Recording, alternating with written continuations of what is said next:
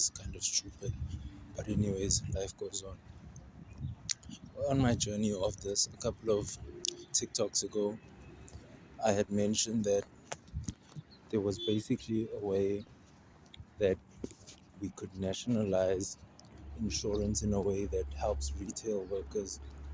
get the right insurance, because at the end of the day, I've worked retail and I know that there are certain benefits to having life insurance and insurance and being able to qualify for certain loans like phone loans and like cheap car loans. But the problem with all of that is the fact that once someone qualifies for something like that, they're not working retail, they're working in the offices in large buildings in the corporate scene, which is a good thing. But you also have to remember that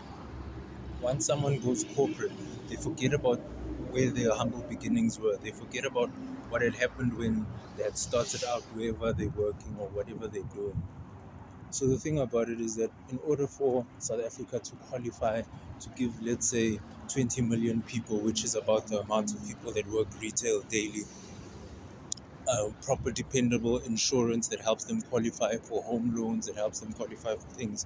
it would be able to be easier for the government to subsidize things like RDPs and cheap housing for them. Things like introducing cheaper car manufacturers into South Africa so that these people can also afford cars, and those type of options is possible, but we need to stand together as a country in order for all of those things to come to life, so that people like me who's studying marketing can market it to you guys and then sell it as a product.